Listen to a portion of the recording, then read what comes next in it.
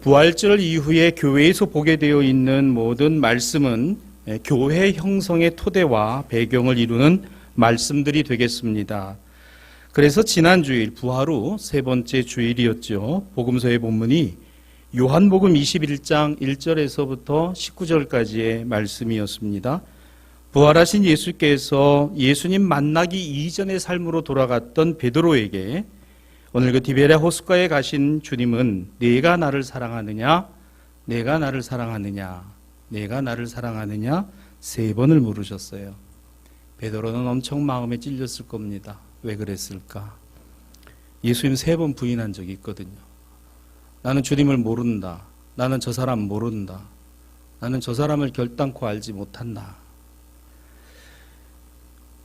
저의 인생이 바뀌었습니다. 사실 예수님 따라서 살아갔을 때, 제자로 따라갔을 때부터 바뀐 것이었는데, 그러나 실제로는 겉사람은 바뀌었으나 속사람이 바뀌지 않았어요. 오늘 베드로는 그 예수님을 인정하고 신앙 고백하고 그 예수님을 따라서 살아가겠다라고까지 했습니다마는 실제는 그렇지 않았습니다. 겉사람은 제자이지만 속사람은 주님의 사람이 아니었던 것이죠. 이런 베드로에게 내 양을 먹이라, 내 양을 치라, 내 양을 먹이라.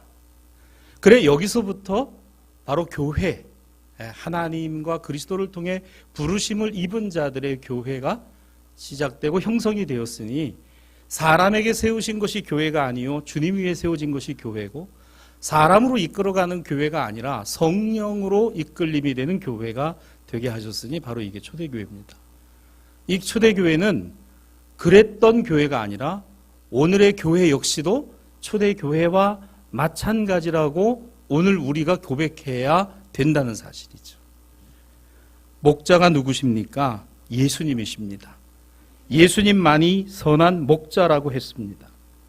오늘 시편 23편으로 예배를 시작할 때 시편 23편은 여호와 야훼는 나의 목자시니 부러울 것 없어라, 두려울 것 없어라. 그가 나를 인도하시고 그리고 또한 이끄신다라고 하는 이 고백으로부터 구약과 신약과 오늘의 이 시대에 이르기까지 주님만이 목자이시다. 바로 하나님의 백성 그리스도의 교회는 이와 같은 사실을 지금도 확신하고 지금도 믿고 있다는 것입니다. 때문에 전통적으로 교회는 해마다 부활주일이 지나고 나면 바로 이 교회를 세우시고 교회가 무엇인가를 알게 하시는 말씀들로 성도들은 묵상했고 이 말씀들을 들었습니다. 그래서 오늘 시편 23편이나 사도행전 9장 36절 이하의 말씀이나 요한계시록 7장 9절 이하의 말씀 그리고 오늘 여기 복음서의 요한복음 10장 22절 이하의 말씀 전부 교회와 관계된 말씀 특별히 예수님과 관계된 말씀 그 예수님이 목자이십니다. 그 주님만이 우리의 목자이십니다. 그래서 교회력에서는 이 부활 후 네 번째 주일을 선한 목자 주일이다 이렇게 부르기도 합니다. 그리고 오늘 또 특별히 어버이 주일이기도 하죠. 참 감사해요. 왜 감사하냐면 제 개인적으로 말입니다. 어버이 주일 설교하기가 참 쉽지 않아요. 저도 별로 잘하지 않기 때문에. 근데 너무 감사한 것은 교회력을 따라서 설교하니까 어버이 주일 얘기 조금만 해도 돼서 제가 별로 이렇게 부담이 없습니다. 어린이 주일은 제가 잘해요. 자식들에 대해서는 제가 할 말이 많거든요.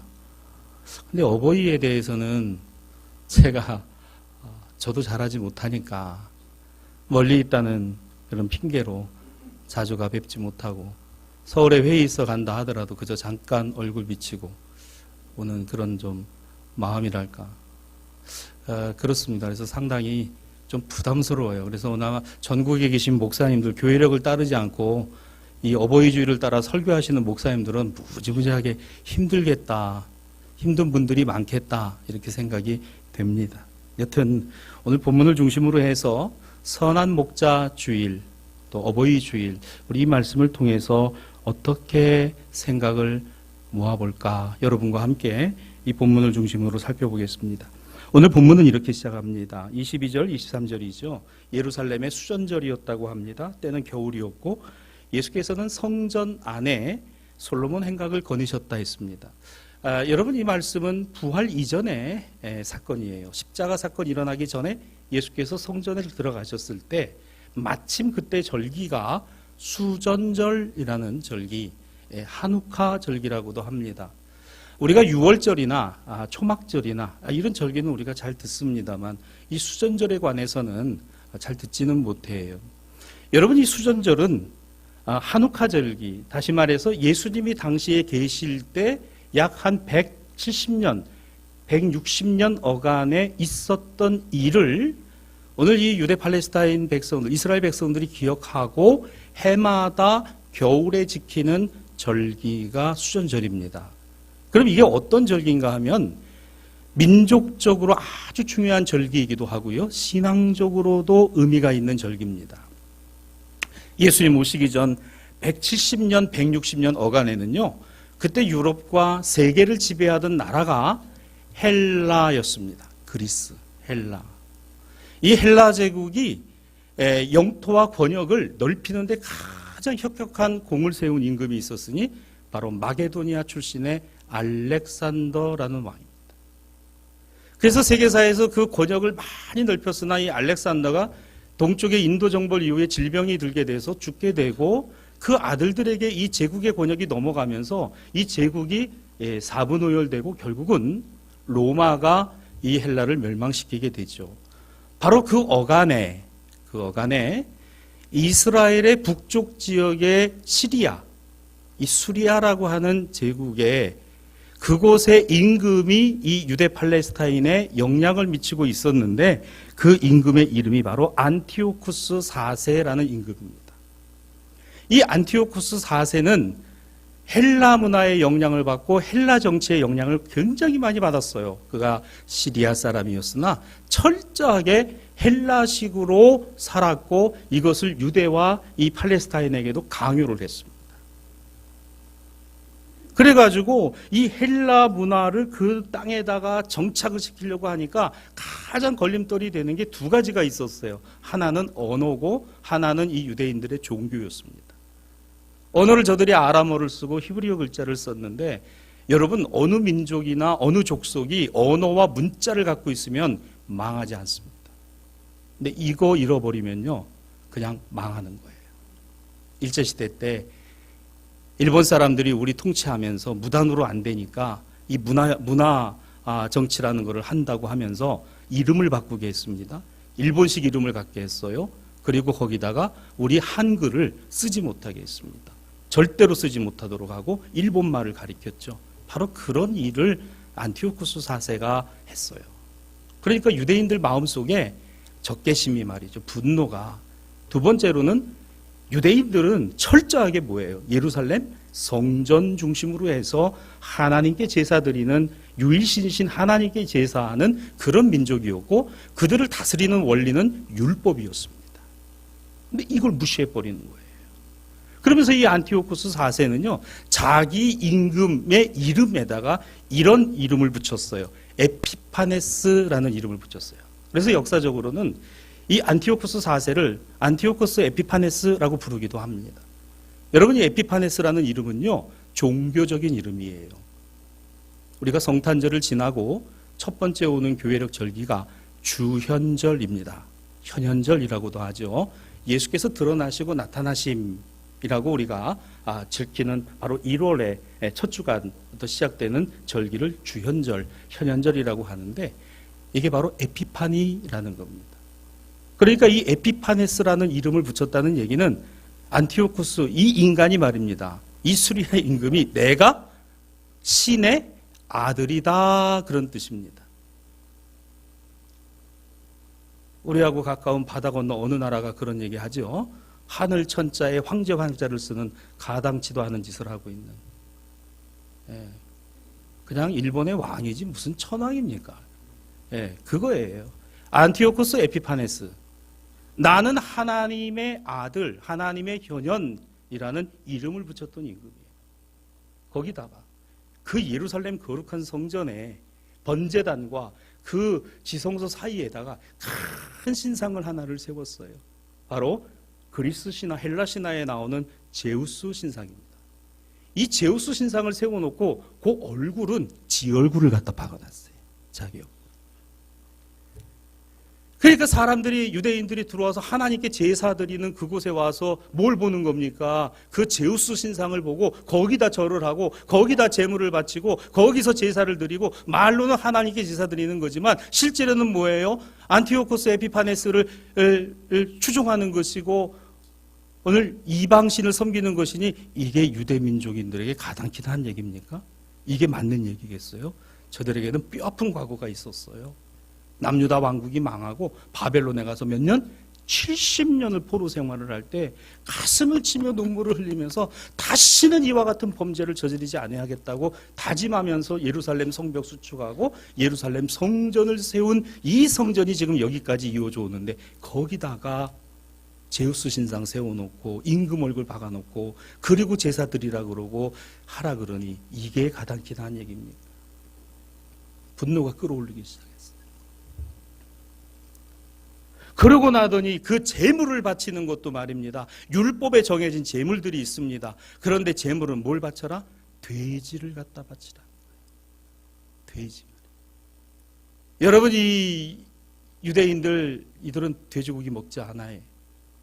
돼지 피는 아주 부정한 것이라고 봅니다. 근데 그 돼지를 잡아가지고 그 돼지 피를 갖다가 제단에다 뿌리고 제사를 드리는 이 일을 했으니 이 유대인들의 이 분노 게이지가 완전히 폭발을 해버리게 됐어요. 그게 주전 167년에 일어났던 하스모니아 집안의 제사장이었던 마따디아라고 하는 그 예루살렘의 제사장이 이건 도저히 아니다 해서 봉기를 일으키게 됩니다. 봉기를 일으키고 오늘 그 성전의 지도자들과 더불어 유대인과 더불어 이 시리아의 안티오쿠스와 헬라 문화와 그 종교에 대항해서 혁명을 일으키게 되니 오늘 그 혁명에 이 마따디아 제사장 집안이 앞장을 섰고 그 아들 중에 마카비라고 하는 세 번째 아들이 아주 용맹하게 싸움을 펼치게 되니 이게 그 유명한 마카비 전쟁, 마카비 혁명입니다. 우리 성경에 나오지 않죠. 신구약 66권에는 외경에 보면 마카비 상하서가 있습니다. 그 마카비 상하서를 보면 이 내용이 자세히 나와요. 그래서 그 전투를 벌여가지고 성전에서부터 이 시리아 세력들을 몰아내고 작은 독립을 쟁취하게 되고 율법을 회복하게 되고 하나님 제사를 회복하게 되니 바로 그 날을 기념해서 지키는 절기가 수전절 하누카 절기입니다. 그러니까 이 유대 민족들에게는 저 6월절만큼 먼 건 아니지만 참 최근에 가까이, 그리고 헬라는 망했으나 여전히 누가? 로마가 우리를 이렇게 다스리고 있는 그 울분과 그 억눌림이 그들 안에 있어서 이 수전절만큼은 민족의 해방을 경험할 수 있는 아주 작은 그러한 절기, 그러나 큰 기쁨의 절기. 그래서 그들은 여전히 누구를 기다릴까? 바로 하스모니아 집안의 제사장 마따디아와 그 아들 마카비와 같은 혁명가, 우리를 좀 조직해가지고 일으켜 세워가지고 저 로마를 갖다가 타도하고 이 성전을 회복할 수 있는 메시아를 기다리고 있었던 거예요. 하필 예수님이 그때 예루살렘 성전에 들어가셔서 솔로몬 주랑을 걸어가고 계셨습니다. 오늘 이 사도 요한은 이걸 주목한 거예요. 그걸 그대로 기록하고 있어요. 이게 우리에게는 제가 지금 자세히 설명을 드리니까 그게 어떤 마음이었겠구나 하는 걸 여러분이 압니다만 오늘 그 당시에 예루살렘의 유대인들은 이게 무엇을 의미하는가를 그들이 알고 싶어 했어요. 그리고 헷갈려 했습니다. 여러분, 이 솔로몬의 주랑, 솔로몬 회랑은요 그냥 통로가 아니에요. 여기는 서기관들을 훈련하고 교육시키는 그 교육의 방들이 있는 곳이 이 솔로몬 주랑입니다. 서기관이 뭐예요? 하나님 말씀을 그대로 필사하는 사람들, 적는 사람들입니다. 오늘 이것을 그들에게 보여주신, 오늘 요한은 이것을 기록하면서 자 24절이에요. 저들이 헷갈리는 겁니다.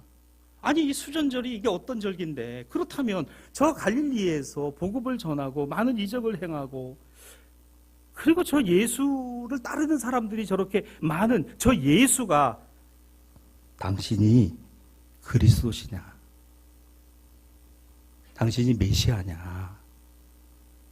당신이 혹시 우리가 기대하고 있는 그런 167년 전에 그 마따디아와 같은 마카비와 같은 좀 그런 분이신가를 좀 명확하게 헷갈려 죽겠습니다. 우리 마음을 의욕하게 하려 하나이까? 헷갈립니다. 좀 명확히 얘기를 해주세요. 무슨 말입니까? 자기들이 그리고 생각하고 있는 그런 메시아냐라고. 사랑하는 여러분, 하나님의 구원이 우리가 필요하다라고 느껴서 우리가 구원받았어요? 우리는 죄인인 것도 모르고 살았어요. 우리는 하나님이 살아계시다는 것도 모르고 살았어요. 내 힘으로 다 된다고 여기고 살았어요. 내 계획대로, 물질로, 지위로, 권세로 세상은 그렇게 살아가는 것이라고 여기고 살았던 우리에게 어느 날 복음이 빛을 우리에게 비추되 예수가 그리스도시고 구원자시다. 이게 우리 마음에 와서 꽂혔어요. 거기서부터 변화가 시작됐습니다. 눈물을 흘리며 가슴을 치며 그렇습니다. 내가 구원받아야 될 사람, 내가 죄인입니다라고 고백하여 세워진 곳이 교회고, 그 고백한 곳에서 너는 내 자녀야, 내가 너와 항상 함께 있어, 이 음성을 들었으니 우리가 성도 아닙니까? 근데 내가 구원 필요한 거 알았다고요? 내가 필요한 대로 예수께서, 내가 필요한 대로 하나님께서 그렇게 하시는 거다라고요? 아닙니다. 우린 그것도 몰랐어요. 필요한지도 몰랐고. 오늘 여기 유대인들이 그러합니다. 예루살렘에서 저들이 예수님을 애워싸고 당신이 그리스도이면 그리스도라고 말하세요. 저들이 말하는 그리스도가 뭐길래요? 마따디아 같은 혁명가, 마카비와 같은 용맹한 전사. 그래서 그 안티오쿠스에 대항해서 저들을 완전히 몰아내고 성전을 회복하고 율법을 회복해야 되는 이런 무력의 메시아라고 저들이 생각하고 있었던 거, 당신이 그라면, 그라고 얘기하시면 이제부터 당신을 따르겠나이다. 이게 바로 본문 24절입니다. 여러분, 그런가요?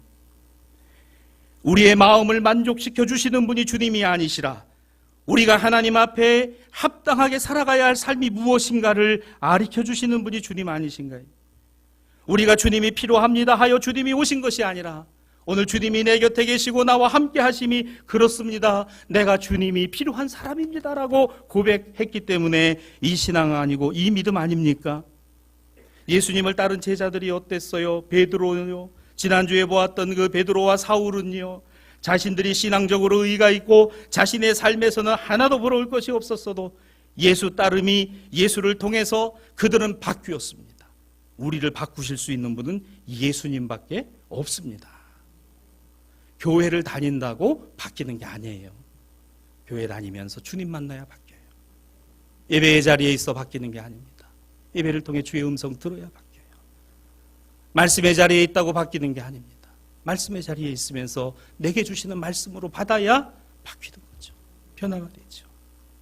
바로 그것이 디베랴 호숫가에 내가 나를 사랑하느냐 물으신 주님이었다 했고, 부활의 주님이 다메섹으로 열심히 신앙적 열심을 가지고 쫓아가던 사울 앞에 막아서시며 나는 내가 핍박하는 예수라. 거기서 사울이 꼬꾸라졌어요. 거기까지 올 때까지는 예수가 필요하고 주님이 필요하다? 아니에요. 주님은 다른 데 계셨어요. 다른 데 있었습니다. 사랑하는 여러분, 저와 여러분에게 주님이 어떤 다른 것입니까? 오직 예수 그리스도만이 우리 주님이기를 원합니다. 예수님만이 나의 주님이심을 고백하는 저와 여러분이 되기를 주님의 이름으로 축복합니다. 세상이 물어봐요. 너희가 믿는 이가 정말 구원자냐? 예수가 그리스도냐? 세상이 우리에게 물어봅니다. 너희가 믿는 예수가 그리스도냐? 어떻게 대답할까요? 그렇습니다. 예수님만이, 주님만이 우리의 구원자이십니다. 주님만이 우리의 목자이십니다. 라고 말입니다. 여러분, 좋은 교회는요, 목사로부터 모든 성도들이 나의 목자는 주님이십니다. 오늘 이 교회의 목자는 오직 주님만이 목자십니다. 라는 교회입니다. 목사도 아니에요. 그 어느 누구도 아닙니다. 주님만이 목자십니다. 오늘 예수께서도 분명히 이 말씀을 하세요. 자, 25절과 26절입니다. 내가 너희에게 말하였지 아니하느냐? 말한 적이 있지 않느냐. 그런데 너희가 믿지 아니하면서 어떻게 이 질문을 할 수 있느냐 되물으세요. 언제 이런 말씀을 하셨는가요? 요한복음 10장 7절입니다. 예수께서 진실로 진실로 너희에게 말하노니 나는 양의 문이다. 쭉 내려가 11절입니다. 나는 선한 목자다. 예수님 이미 말씀하셨어요. 이미 말씀해 주셨어요. 그런데 저들이 뭐 한 거예요? 믿지 않았다. 왜 안 믿었을까? 들어도 들리지 않는 것이고, 들었으나 내 마음에 담지 않은 것이니 왜 이걸 안 했습니까? 왜 이게 안 됩니까? 이유는 단 하나, 26절에 나와 있는 것처럼 너희는 내 양이 아니다. 아니다. 양의 문은 양들이 드나드는 양들에게 있어야 되는 문입니다. 선한 목자는 그 양을 위해서 목숨을 던질 그 목자가 선한 목자입니다. 양은 자기 목자를 알아요. 저도 이 경험은 없습니다만 성지순례 갔다 오신 목사님들, 여러 번 다녀오신 목사님들이 한번 이야기를 하더라고요. 지금도 가면 베두인들이 그 팔레스타인 지역에서 이 양을 치는데 전통적인 방식으로 양을 친다고 합니다. 그래서 이 목자가 지팡이를 짚고 이 방울 소리, 그리고 이 목자의 이 휘파람이나 음성 소리를 가지고 그 양들을 말이죠, 몇십 마리, 몇백 마리를 쫙 끌고 이 목초지대로 이동을 해서 가는데, 그 성지순례를 하다 보면은 이제 그거를 탐방하고 견학하는 시간이 있다 그래요. 그래서 이렇게 가서 보면은 진짜 신기하게도 이 양들이 말입니다, 그 목자의 지팡이와 음성을 따라서 쫙 일사불란하게 움직인다 그래요. 그리고 그 맨 뒤에, 그 양들의 맨 뒤에는요, 개가 한 마리 있어가지고 이 개가 열심히 그 목자의 움직임에 따라서 양들을 단속을 한다 그럽니다. 그래서 뭐 어떤 목사님 그러더라고요. 목사는 목자가 아니고 개가 아닐까. 뒤에서 단속하는. 뭐 그런 얘기를 하셔서 뭐 원리는 알겠으면 좀 기분이 별로 뭐 개. 그래서 그렇다 그래요. 그런데 이 목자가 이제 그걸 하는 거 보니까 이 관광객들이나 성지순례 가신 분들에게 당신도 한번 해보세요라고 한대요. 그러면은 그 지팡이를 가지고 목자같이 말이죠, 앞에 서가지고 뭐 이렇게 하고 뭐 한다 그러면 절대 안 가도 절대 안 따라간대요. 왜? 내 목자 아니거든. 음성이 다르거든. 목소리가 다르거든. 문을 열어주고 내게 얘기했던 그 목자의 음성이 아니거든요. 여러분 아세요? 이 양은 시력이 별로 좋지 않답니다. 시력이 좋지 않대요. 근데 이 귀가 이 청각으로 거의 모든 것을 판단을 한다 그래요. 위험이 오는 거라든가, 어쨌든 시간이 가는 거라든가, 그 음성을. 여러분, 예수께서 이 말씀을 하셨을 때 당시에 유대 팔레스타인에 있는 사람들, 예루살렘 사람들은요, 이게 뭘 뜻하는지 금방 알았어요. 여러분, 제가 설명을 드리잖아요. 내 양은 내 음성을 들으며, 오늘 본문 말씀과 너희가 그 말씀을 들었어도 안 믿고 여전히 의구심이 있다면 너희는 내 양이 아니다라는 겁니다. 아니면 세 가지예요. 뭘까? 다른 사람 양이거나, 그렇죠? 다른 사람 양이거나, 그 다음에 양의 탈을 쓴 늑대거나. 여러분, 저들에게 이 말씀이 다가왔을 때 받았을 충격을 한번 생각해 보세요. 평생을 우리는 하나님의 선민이다라고 알고 살아왔어요. 그리고 그 하나님께서는 우리를 위급지경 가운데 건져주시고 그 수전절의 기쁨을 맛보게 해주셨는데, 거기 예수님이 찬물을 확 끼얹으시는 겁니다. 너희가 정말 평생을 이런 자부심 가지고 살아온, 신앙적 자부심을 갖고 온 사람들, 그들에게 웬걸 목자로 오시고 하나님의 아들, 하나님의 어린 양으로 오신 예수님을 못 알아봤다는 얘기는, 그 음성과 그 말씀을 안 들었다는 얘기는 다른 목자가 있는 양이거나 양의 탈을 쓴 일이거나, 아니면 마태복음 25장에 나오는 양 옆에 반대에 서 있는 뭐 염소거나, 그 세 가지 중에 하나예요. 이게 오늘 사도들에게서 기록된 복음서의 말씀입니다. 사랑하는 여러분, 오늘 이 시대를 살아가는 우리에게 예수님만이 우리의 선한 목자라고 아십니까? 그러면 27절을 보십시다. 내 양은 내 음성을 들으며 나는 그들을 알며 그들은 나를 따르느니라. 이게 오늘 예수님 말씀이에요. 음성을 듣는다고 했습니다. 안다고 주님이 아신다고 했습니다. 그래서 그 주님을 따른다라고 했습니다. 오늘 교회에 예수님만이 목자이시고 예수 그리스도만이 우리의 선한 목자이십니다를 고백하는 저와 여러분이 되기를 주님의 이름으로 축복합니다. 잘못되는 교회들과 이단과 사이비에 있는 교회들은 이 이야기를 하질 않아요. 목사가 목자라고 이야기를 합니다. 목자장이라고 이야기를 하고 그 누가 목자의 위치에 있다라고 말을 합니다. 그러나 절대로 인간은 목자일 수가 없어요. 야훼 여호와는 나의 목자시니 내게 부족함이 없으리로다. 시편 23편의 다윗은 그 여호와 하나님만이 나의 목자시라고 했습니다. 주님만이 나의 목자시라고 했어요.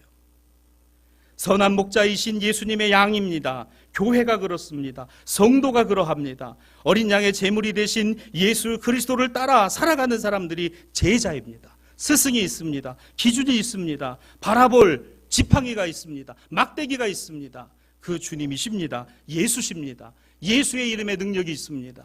예수의 이름에 구원이 있습니다. 예수의 이름에 역사가 있고 예수의 이름에 소망이 있는 줄로 믿습니다. 그래서 이 예수님의 이름을 붙들고 살아가는, 오늘 어떤 사람들에게는 정말 귀하고 복된 날이에요. 등을 달고 촛불을 들고 열심히, 여러분 그런데 생각해 보세요. 절에서 다 지옥 갈 거야. 너무 안 됐잖아요. 내 양은 내 음성을 들으며, 오늘 이 예배의 자리에 나오신 사랑하는 우리 신앙가족 여러분, 여러분이 무엇을 듣고 나왔습니까? 여러분이 무엇을 마음에 담고 담았어요? 예수님 듣고 나오고 예수님 담고 나오신 줄 믿습니다. 연등을 나눈 분들도 언젠가는 꼭 이 자리에 올 거라고 믿습니다. 몰라서 그래요. 몰라서 그런 거지 알면 저기서 저러고 있겠습니까?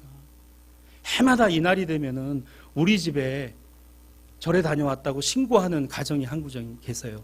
물론 우리 교회에 다니시는 분은 아닙니다. 우리 자녀들이 다닙니다만 이 가정은 꼭 그 부모님들의 뜻을 따라서 그 이날만 되면은 절에 가서 이제 밥을 먹고 그 선물을 이렇게 받는데, 그것도 알고 봤더니 그냥 갖고 오는 게 아니라 사 갖고 오는 거래.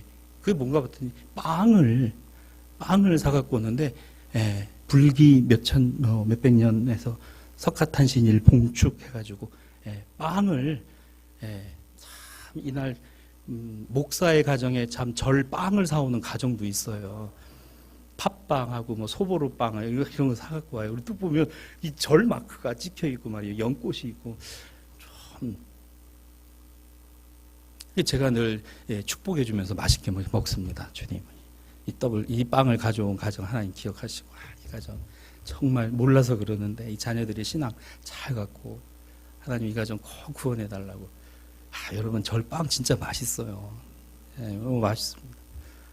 뭐 될는지 모르겠습니다만 우리 이렇게 주일하고 겹치면은 참 이 우리의 삶이 말이죠, 참 극명하다는 생각이 들어요. 오늘 주일하고 겹쳐 있잖아요. 우리 이런 날은 우리 여전도에 좀 쉬시라고, 밥하지 말고 우리 가까운 인근에 절에 가서 우리 비빔밥이라도 한 그릇씩 먹고 오면 좋겠다 그런 생각도. 몰라서 그래요, 여러분. 몰라서 너무 안타깝잖아요.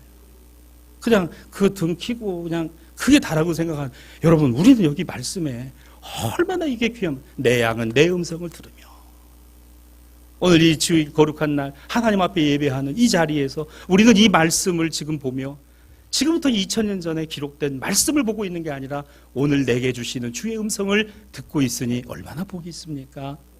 주님은 나의 목자십니다. 여러분 인생도 그렇습니까? 그래요. 여러분의 가정도 그렇게 되기를 주님의 이름으로 축복하고, 여러분의 자녀들이 꼭 그 주님을 끝까지 붙들고 살아갈 수 있게 되기를 주님의 이름으로 축원합니다. 온 시대에 얼마나 이단들이 많고 얼마나 잘못된 사이비들이 많아요. 예수 그리스도만이 우리의 구주이시고 우리의 주님이십니다. 그 주님이 이렇게 약속하셨어요. 사람이 약속할 수 있는 게 아닙니다. 사람이 주는 약속 아닙니다. 본문 28절과 29절입니다. 내가 그들에게 영생을 주노니 영원히 멸망하지 아니할 것이요 그들을 내 손에서 빼앗을 자가 없으며 내 아버지는 만물보다 크심에 아무도 아버지 손에서 빼앗을 수 없느니라. 사도 바울이 오늘 로마의 그리스도인들을 향하여 말씀과 복음 가운데 하나님의 사랑과 구원에서 그 어떤 것도 우리를 끊을 수 없느니라. 그 어떤 것도 우리를 막아설 수 없느니라. 그 어떤 것에서 우리를 방해할 수 없느니라. 여러분 얼마나 귀합니까? 얼마나 감사해요. 오늘 서신서에는 바로 이와 같은 주님의 음성을 들으며 그 주님을 따랐던 한 분을 소개하는데 36절입니다. 사도행전 9장 36절 다비다라고 하는 여제자, 헬라식 이름으로는 도르가라고 했던 여인, 선행과 구제를 많이 했던 바로 그 여인을 소개합니다. 여러분 이름이 두 개였어요. 다비다라는 히브리식 이름과 도르가라고 하는 헬라식 이름을 가졌어요.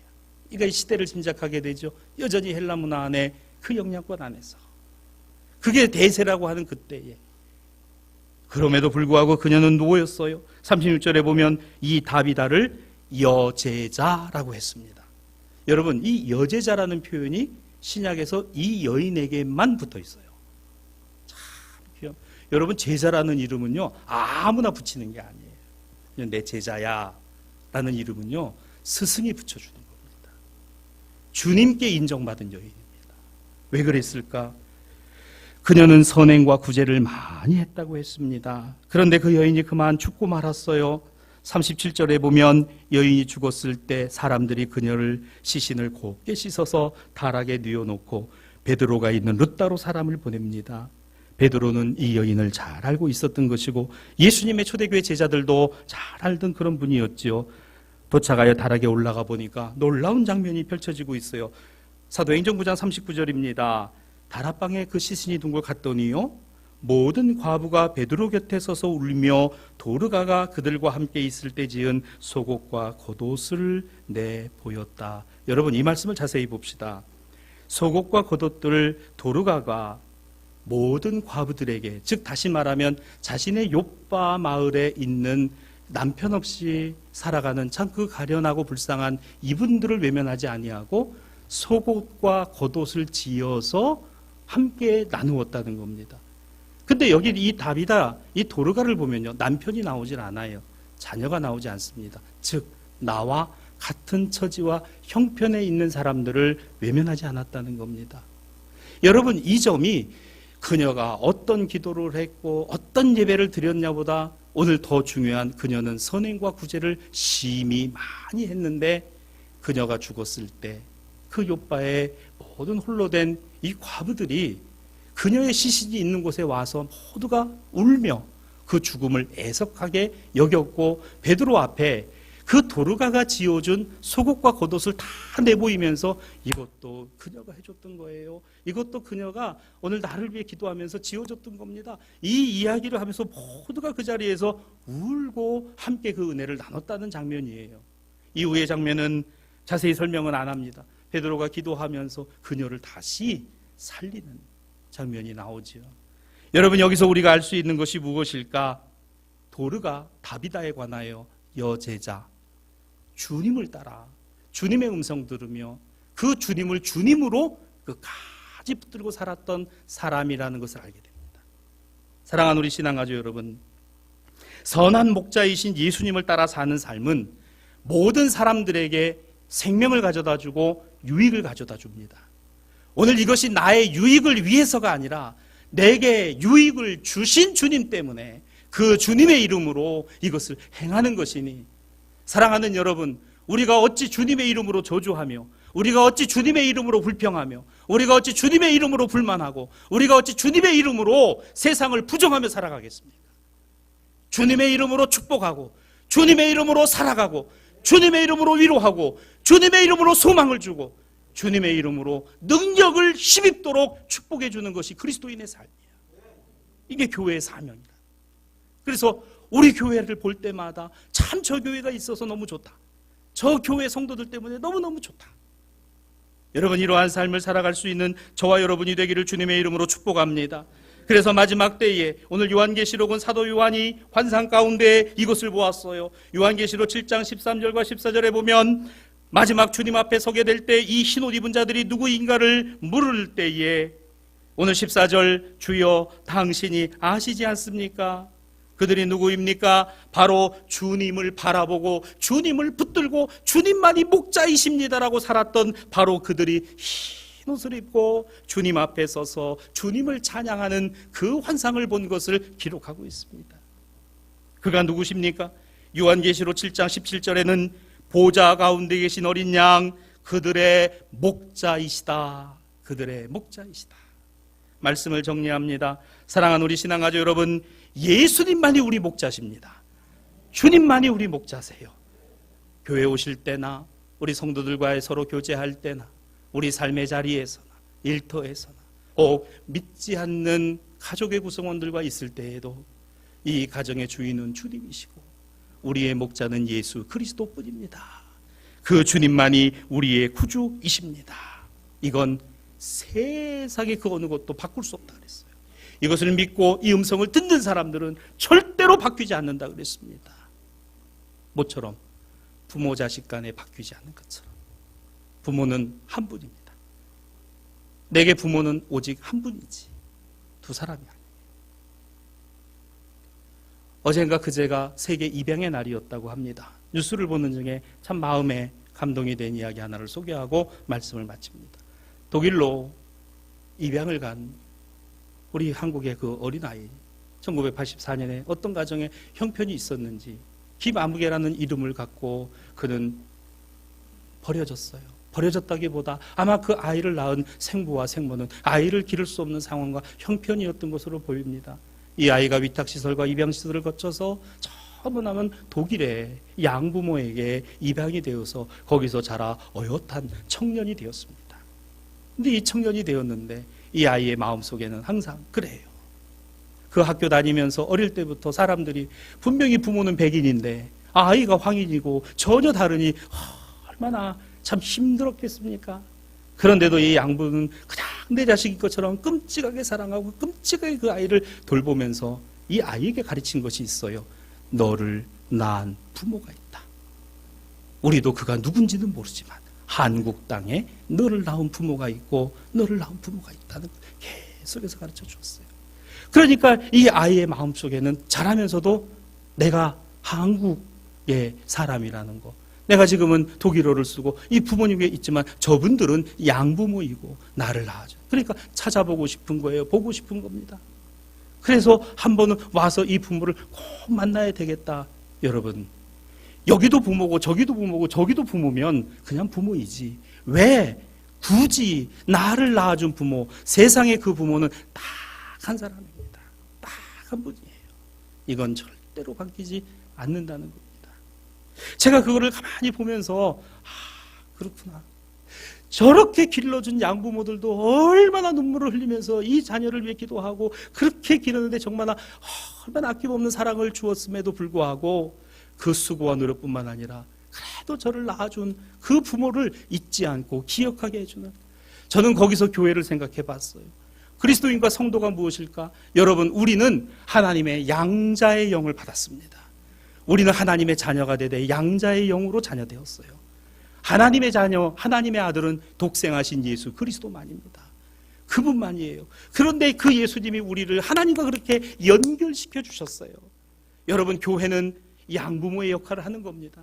그러면서 끊임없이 사랑을 베풀고 끊임없이 돌아봐 주는 겁니다. 세상에 고아와 같이 버려져 있고 주님을 알지 못하는 사람들을 향하여서 말입니다. 그래서 그들에게 알려주어야 합니다. 너를 낳으시고 너를 사랑하시는 하나님과 그리스도가 한 분이 계시다는 것을, 이걸 알려주는 게 이게 교회고 이게 성도가 아닐까를 생각합니다.